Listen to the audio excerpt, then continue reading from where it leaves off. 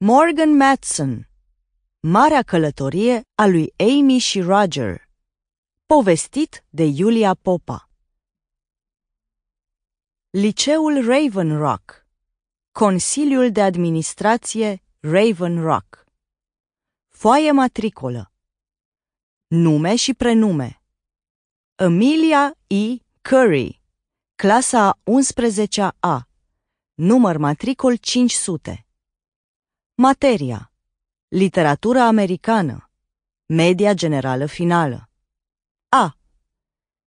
Istoria Americii. A. Chimie. B-, franceză, B+, educație fizică, B, artă dramatică, A. Notă: foaia matricolă a elevei va fi transferată la liceul Stanwich High School, Stanwich, Connecticut. Eleva va fi înmatriculată în clasa a 12-a începând din toamnă anul școlar următor. Absențe: 1. Motivată, A. 5.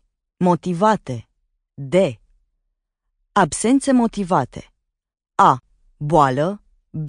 Activitate organizată, sponsorizată de liceu, C. Învoire la cererea părintelui, D. Deces în familie, E. Altele. Netmail, internetul cu care te simți în siguranță. Inbox: amycurry@netmail.com. De la mami. Subiect: în drum spre Connecticut. Stare: citit. Julia Anderson: îmi fac griji pentru tine. Necitit. Liceul Raven Rocks, foaia matricolă. Citit. Mami: sper că musicalul a decurs bine. Citit. Raven Rock Realty, showing house this afternoon. Citit. Julia Anderson: hello. Necitit. Julia Anderson: răspunde-mi, te rog, PLZ. Necitit. Agenția imobiliară Raven Rock, vizionarea casă ora 16. Citit. Julia Anderson: sper că ești bine, ok. Necitit. Mami, călătoria. Citit. De la Hildy Evans, hildy@ravenrockrealty.com. Către Amy Curry, amycurry@netmail.com. Subiect: vizionare casă ora 16. Data: 1 iunie. Ora: 10:34 am. Bună, Amy! Voiam doar să îți spun că am aranjat o vizionare a casei pentru niște potențiali cumpărători astăzi la ora 4 și voiam să mă asigur că știi cu exactitate ora, astfel încât să îți iei măsurile necesare ca să nu fii acasă.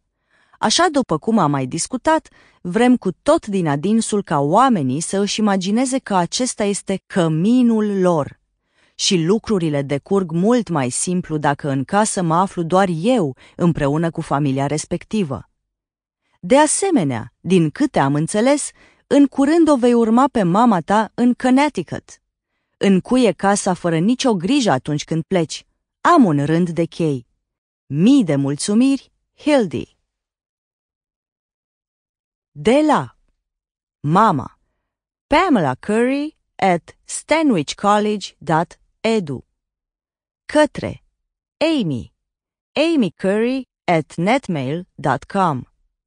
Subiect: călătoria. Data: 3 iunie. Ora: 9:22 am.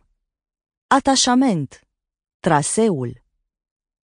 Bună, Amy! Salutări din Connecticut! M-am bucurat să aud că ai trecut cu bine de examenele finale.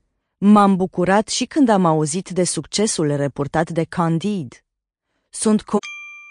Sample complete. Ready to continue?